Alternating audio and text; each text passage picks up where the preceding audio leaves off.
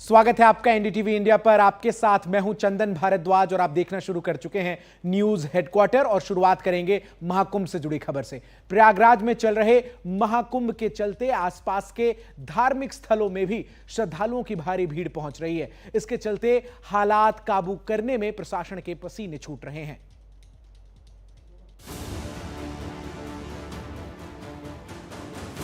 इन्हीं में से एक है अयोध्या, जहां महाकुंभ में स्नान के बाद दर्शन पूजन के लिए उमड़ रहे भक्तों को कंट्रोल करने में प्रशासन की सांस फूल गई। हालात का अंदाजा इसी बात से लगाइए कि अयोध्या पहुंचने के रास्तों पर ट्रैफिक जाम हो गया। नेशनल हाईवे से लेकर तमाम रास्तों पर गाड़ियों की कतार लग गई। इन हालात से निपटने के लिए प्रयागराज से अयोध्या धाम के रास्ते में अयोध्या शहर से 20 किलोमीटर पहले प्रशासन ने एक होल्डिंग एरिया बना दिया। श्रद्धालुओं की भीड़ एकाएक अयोध्या न पहुंच जाए, इसीलिए होल्डिंग एरिया में यात्रियों को 4 से 6 घंटे तक रोका जाने लगा।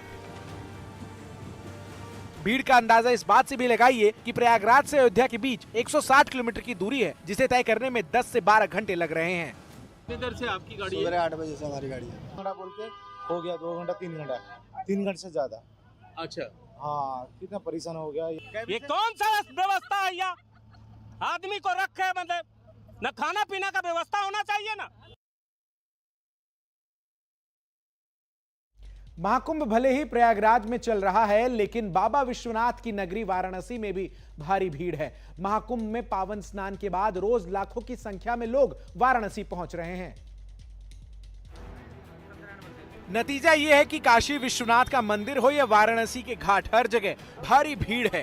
दशाश्वमेध घाट के पास तो तिल रखने की जगह नजर नहीं दिखाई दी। शहर के चौराहे पूरी तरह जाम हो गए और सड़कों पर रति भर जगह नहीं बची। भीड़ को कंट्रोल करने में प्रशासन को भी कठिनाइयों का सामना करना पड़ रहा है।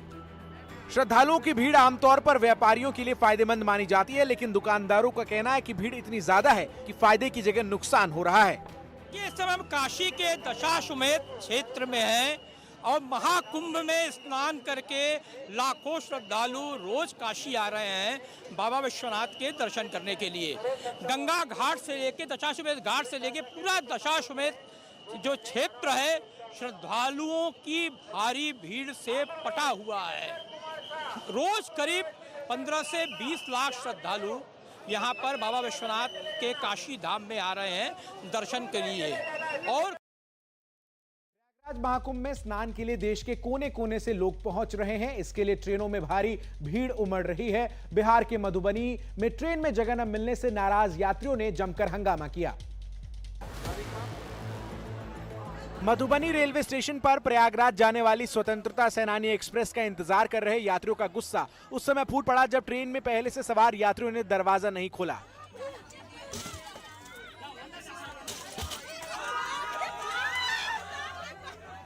इसे लेकर स्टेशन पर खड़े यात्रियों ने हंगामा किया और एसी बॉगी के शीशे तोड़ना शुरू कर दिए। ट्रेन का शीशा टूटते देख ट्रेन के अंदर बैठे यात्रियों में अफरा तफरी मच गई।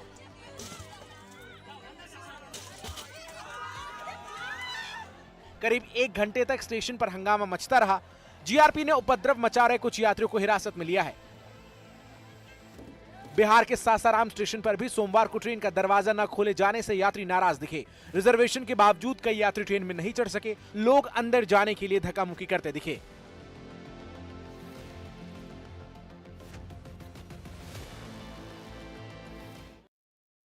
बॉलीवुड एक्टर विद्युत जामवाल ने भी प्रयागराज महाकुंभ में आस्था की डुबकी लगाई। परिवार के साथ पहुंचे विद्युत जामवाल ने साधु संतों का आशीर्वाद भी लिया।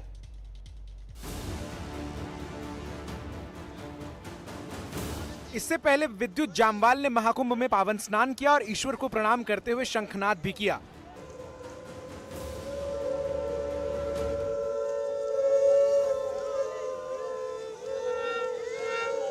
गेरुआ वस्त्र पहने विद्युत जामवाल ने प्रयागराज में साधु संतों के साथ आध्यात्म पर भी चर्चा की। इस मौके पर एनडीटीवी इंडिया के रिपोर्टर पल्लव मिश्रा ने उनसे खास बातचीत की। चित्त वृत्ति निरोधा, इसका मतलब है कि अपने जो दिमाग में जितनी भी वृत्तियां हैं, मॉड्यूलेशन हैं, अगर आप उन पे कायम कर लेंगे तो आप धर्मजात से ऊपर उठ जाएंगे। आप अपने मन पे काबू कर लेंगे। और यहाँ पे जितने भी लोग हैं वो मन पे ही काबू करके बैठे हुए हैं। प्रयागराज महाकुंभ में श्रद्धालुओं की भारी भीड़ उमड़ रही है।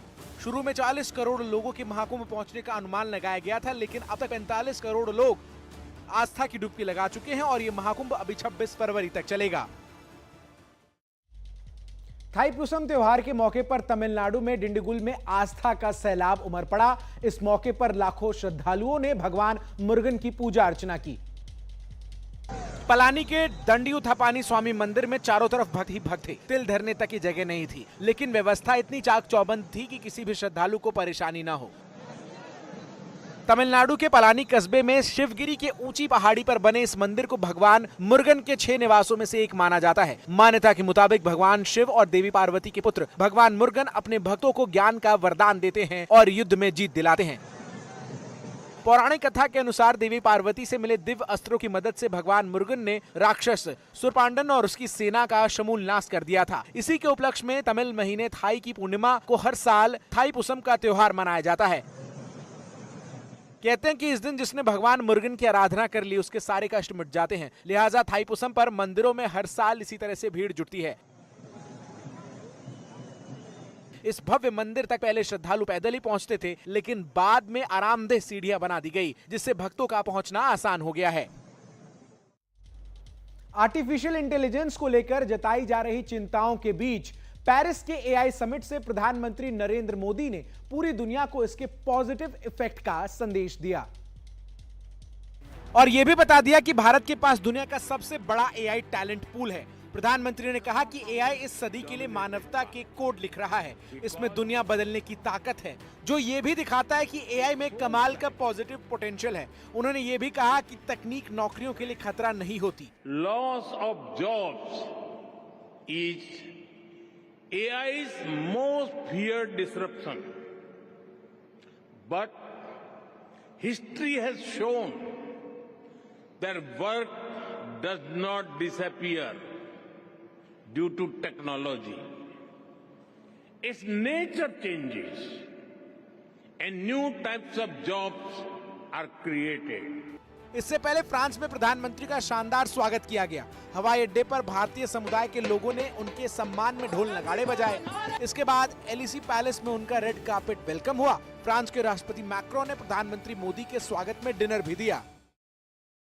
अमेरिका के न्याय विभाग ने अदानी ग्रुप के खिलाफ कार्रवाई क्यों की? अब अमेरिका के सांसद ही अमेरिकी सरकार से ये सवाल पूछ रहे हैं। अमेरिका के 6 सांसदों ने अटॉर्नी जनरल पामेला बॉन्डी को एक चिट्ठी लिखी है। इसमें उन्होंने कहा कि बाइडेन प्रशासन ने कुछ नासमझी भरे फैसले लिए, जिनकी वजह से भारत और अमेरिका के बीच ऐतिहासिक साझेदारी खतरे में पड़ गई। अमेरिका के सांसद Lance Gooden, Pat Fallon, Mike Haridopolos, Brandon Gill, William R Timmons और ब्रायन बॉबिन ने अटॉर्नी जनरल के नाम लिखी चिट्ठी में कहा कि अदानी के खिलाफ कार्रवाई की कोई जरूरत नहीं थी। इस मामले में बाहरी ताकतों के शामिल होने की आशंका जाहिर करते हुए अमेरिकी सांसदों ने कहा कि बाइडेन के शासन के दौरान डिपार्टमेंट ऑफ जस्टिस ने अदानी के मामले में जो कुछ किया उसकी जांच होनी चाहिए। अमेरिकी सांसदों ने भारत और अमेरिका के साथ प्रधानमंत्री मोदी और अमेरिकी राष्ट्रपति डोनाल्ड ट्रंप के मजबूत रिश्तों का भी जिक्र किया और लिखा कि अमेरिका और भारत एक दूसरे के लिए सम्मान का भाव रखते हैं। इसी तरह का रिश्ता राष्ट्रपति ट्रंप और प्रधानमंत्री नरेंद्र मोदी भी निभाते हैं। ये सब जानते हुए डिपार्टमेंट ऑफ जस्टिस ने लापरवाही से फैसला किया।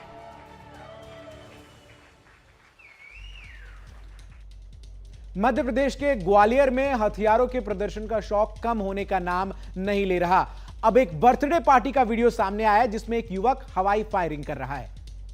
इस वायरल वीडियो में एक युवक के हाथ में बंदूक और दूसरे हाथ से कटे से गोलियां चलाता दिख रहा है।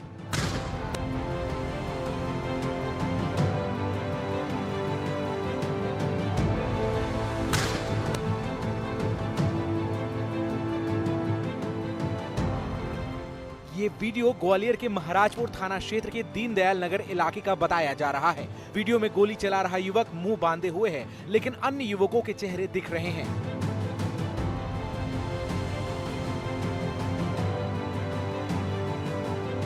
पुलिस ने इस मामले की पड़ताल शुरू कर दी है। वो वायरल वीडियो के आधार पर आरोपियों की तलाश कर रही है।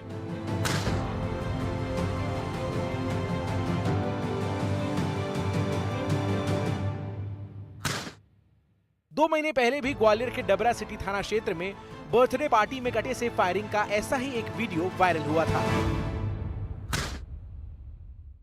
दिल्ली से सटे हरियाणा के फरीदाबाद में कुछ लोगों ने एप्पल शोरूम में घुसकर कर्मचारी की बुरी तरह पिटाई कर दी।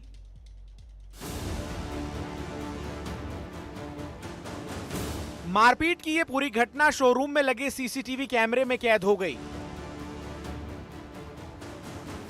एप्पल शोरूम का कर्मचारी जसवंत शोरूम के भीतर एक चेयर पर बैठा था।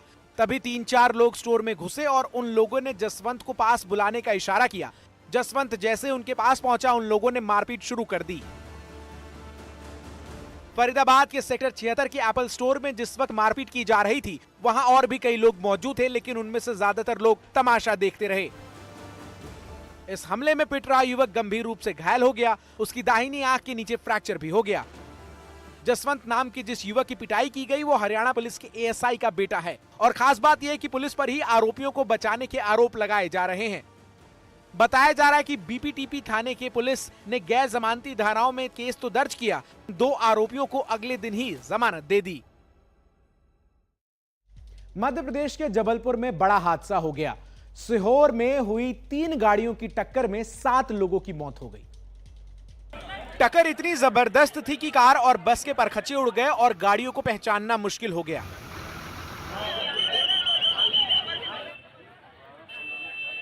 बताया जाता है कि ट्रैवलर आंध्र प्रदेश की थी। इसमें सवार लोग महाकुंभ में स्नान के बाद लौट रहे थे, लेकिन सिहोरा थाना में मोहाला और बरगी गांव के बीच नहर के पास जबलपुर से चूना लेकर कटनी जा रहे ट्रक ने इसे जोरदार टक्कर मार दी। इन दोनों गाड़ियों की टक्कर की चपेट में कार भी आ गई। बताया जाता है कि हादसे में मारे गए लोग ट्रैवलर में सवार थे और ये सारे लोग आंध्र प्रदेश के रंगारेड्डी जिले के रहने वाले थे।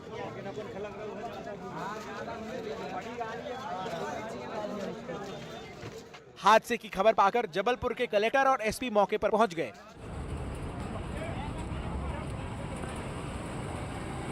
इस दर्दनाक हादसे में कई लोग घायल भी हुए हैं, जिन्हें इलाज के लिए नेताजी सुभाष चंद्र बोस मेडिकल कॉलेज अस्पताल में भर्ती करवा दिया गया है। जबलपुर के सुभाष चंद्र मेडिकल कॉलेज में हैरान कर देने वाला मामला सामने आया है। कॉलेज में टॉयलेट के पानी से ही खाना बना दिया गया। यह सब मेडिकल कॉलेज में राष्ट्रीय चिकित्सा कॉन्फ्रेंस के दौरान हुआ और जो हुआ उसकी तस्वीरें आपके सामने हैं। डॉक्टरों के लिए खाना तैयार करने के लिए अद्भुत जुगाड़ किया गया। खाना बनाने वाली जगह पर पानी की जरूरत थी, इसलिए टॉयलेट के नल में पाइप जोड़ा गया और मेकशिफ्ट किचन तक पानी पहुंचा दिया गया। वैसे तो बताने की जरूरत नहीं है, लेकिन फिर भी बता दें कि यहाँ अलग अलग तरह के व्यंजन बनाए जा रहे हैं और ये लजीज व्यंजन देश भर से आए उन तमाम डॉक्टरों के लिए हैं जो इसी महीने की 6 तारीख को जबलपुर के नेताजी सुभाष चंद्र बोस मेडिकल कॉलेज में राष्ट्रीय चिकित्सा कॉन्फ्रेंस में हिस्सा लेने आए थे।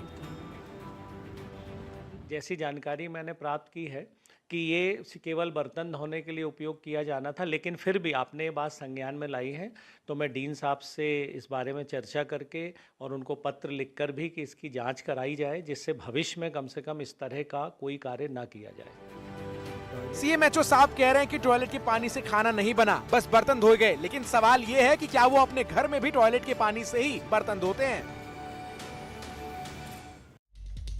अक्सर सुर्खियों में रहने वाले यूट्यूबर एल्विश यादव का एक वीडियो सोशल मीडिया में वायरल हो रहा है। इसमें एल्विश यादव ये दावा करता दिख रहा है कि पुलिस की गाड़ी उसे एस्कॉर्ट कर रही है।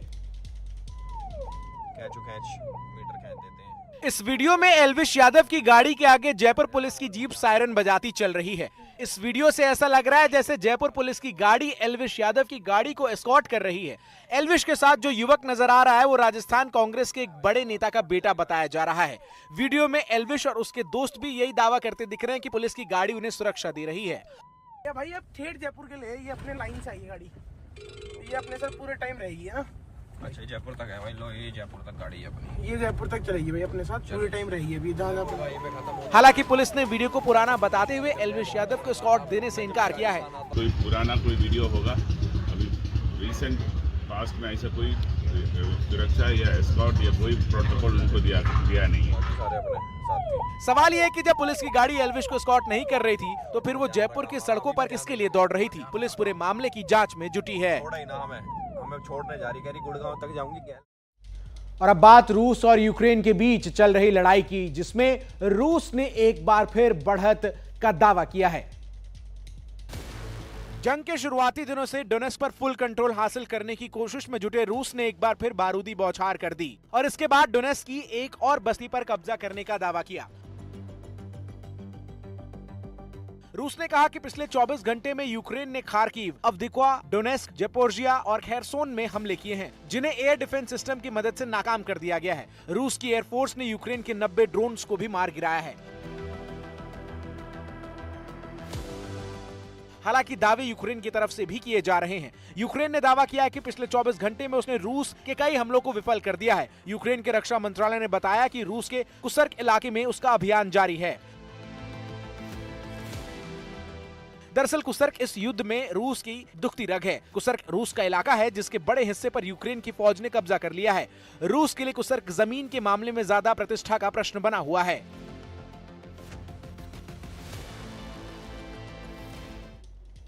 कहते हैं तानसेन की आवाज में वो जादू था जिसे सुनने के लिए जंगल से हिरणों का झुंड जमा हो जाता था। अब तानसेन तो नहीं है, लेकिन एक महिला की पुकार कुछ वैसा ही असर दिखा रही है। ये बड़े बाबा हैं। हाँ, बड़े बाबा है। ये बड़े बाबा है। ये अनुराधा राव हैं। दुनिया इन्हें डियर वुमेन के नाम से बुलाती है। दरअसल अनुराधा आवाज लगाती हैं तो हिरणों के झुंड उनकी तरफ खींचे चले आते हैं। 4 पीढ़ियों से अंडमान निकोबार में रह रही अनुराधा राव के पूर्वजों को यहाँ कैदियों के रूप में लाया गया था। अनुराधा ने बताया कि उन्हें बचपन से ही हिरणों से खास लगाव था। थोड़ी बड़ी हुई तो हिरणों को चारा डालने लगी। इसी तरह 25 बरस बीत गए हैं। अब हिरणों और अनुराधा के बीच प्रेम और भरोसे का वो रिश्ता कायम हो चुका है जिसकी मिसाल मुश्किल है। खास बात यह कि अनुराधा से लगातार संपर्क ने हिरणों को बाकी लोगों के भी करीब ला दिया है। इंसानों को देखकर हिरण पहले जितना डर जाया करते थे, अब नहीं डरते। इंसान और हिरण के बीच इस बदलते रिश्ते को देख एक्सपर्ट्स भी हैरान हैं। उनका कहना है कि ये अपने आप में एक ऐसा विषय है जिस पर रिसर्च की जा सकती है।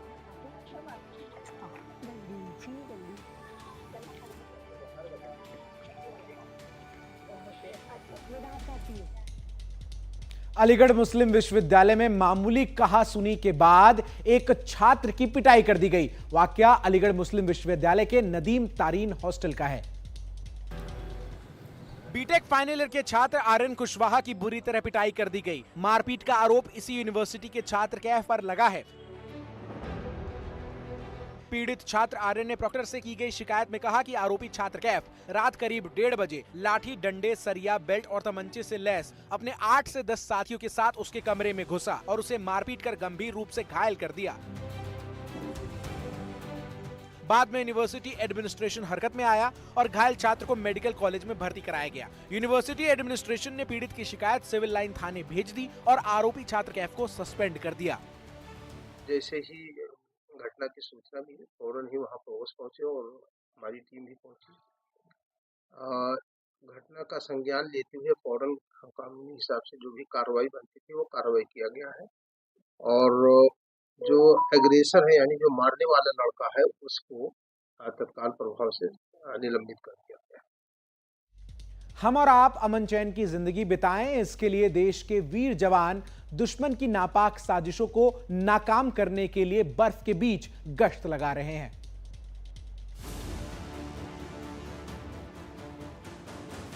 तस्वीरें जम्मू रीजन के डोडा की हैं, जहां बर्फ की मोटी चादर और 0 से 5 डिग्री नीचे पारे के बीच आम लोगों का पैर रखना मुश्किल है। वहां भारतीय सेना के जवान लगातार सरहद की निगरानी कर रहे हैं। डोडा जम्मू कश्मीर का वो इलाका है जहां कई आतंकवादी हमले हो चुके हैं, लेकिन सेना की मौजूदगी और सतर्कता इनकी रोकथाम में बड़ी भूमिका निभाती रही है। सेना ये मुस्तैद जवान पाकिस्तान से घुसपैठ करने वाले आतंकवादियों के लिए भी काल साबित हो रहे हैं।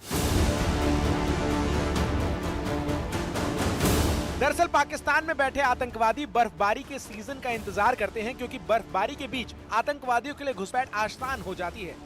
सेना की 24 घंटे की निगरानी और इस तरह गश्त के चलते इस पर काफी हद तक रोक लगी है। इतने इंतजाम के बाद भी अगर कोई घुसपैठिया हिंदुस्तान की जमीन पर पांव रखने में कामयाब हो भी जाता है तो उसका स्वागत जवानों की गोलियों से होता है। लगातार हो रही बर्फबारी ने अमेरिका की मुश्किलें बढ़ा दी हैं। साउथ डकोटा में तो हालात कुछ ऐसे हैं कि इस कुछ हिस्से में बर्फ की मोटी चादर ढकी हुई नजर आ रही है। हालांकि जितनी बड़ी परेशानी ये बर्फबारी पैदा कर रही है, अमेरिका पर अभी उससे ज्यादा बड़ी मुश्किल आने वाली है। अमेरिका के मौसम विभाग का कहना है कि एक साइक्लोन सिस्टम पूर्व की ओर बढ़ रहा है जो शिकागो में भारी बर्फबारी करवा सकता है। मौसम के मिजाज को देखते हुए शिकागो के लिए बुधवार से गुरुवार की सुबह तक के लिए बर्फीले तूफान की चेतावनी जारी कर दी गई। नॉर्थ केंटकी और साउथ ओहियो के कुछ हिस्सों में भी बर्फीली आंधी की चेतावनी जारी कर दी गई है। दावा किया गया है कि इन दोनों राज्यों में 5 इंच तक बर्फबारी हो सकती है। अमेरिका के 4 राज्यों पर अगर बर्फीली आंधी का खतरा मंडरा रहा है तो केंटकी, टेनेसी और साउथ वेस्ट वर्जीनिया के एक बड़े हिस्से में भी किसी भी वक्त बाढ़ दस्तक दे सकती है। मौसम विभाग पहले इसकी चेतावनी जारी कर चुका है। उत्तर कोरिया के तानाशाह किम जोंग उन की तरफ से मिल रही एटमी धमकियों के बीच अमेरिका और दक्षिण कोरिया की सेनाओं ने मिलकर अपनी ताकत दिखा दी है। दक्षिण कोरिया के शहर पोचियॉन में चल रहे साझा युद्ध अभ्यास के दौरान लाइव फायर की प्रैक्टिस की गई। कॉम्बैट हेलीकॉप्टर की निगरानी के बीच K-1A2 टैंक और K-21 इन्फेंट्री फाइटिंग व्हीकल से गोले दागे गए।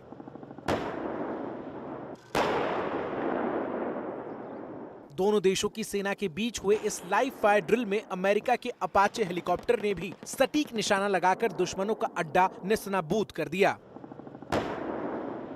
2000 सैनिकों के साथ वॉर ड्रिल में कर रहे अमेरिका और दक्षिण कोरिया की यही साझेदारी उत्तर कोरिया को फूटी आंख नहीं सुहा रही। उत्तर कोरिया के तानाशाह Kim Jong Un Japan, America और दक्षिण कोरिया के बीच बढ़ती नजदीकी का जवाब देने के लिए एटम बम बनाने का कार्यक्रम तेज करने की धमकी दे चुके हैं, लेकिन उन धमकियों का अमेरिका ने फिलहाल कोई नोटिस लेने से इनकार कर दिया है। हेलो मोटो। Motorola, India's leading 5G smartphone brand. और अब वक्त हो चला है Motorola video of the day का।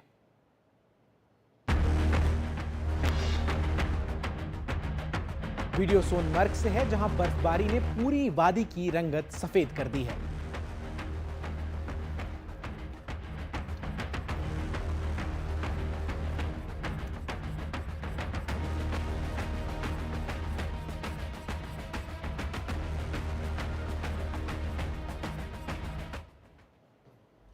न्यूज हेडक्वार्टर में आज के लिए बस इतना ही। खबरों का सिलसिला एनडीटीवी इंडिया पर लगातार जारी है।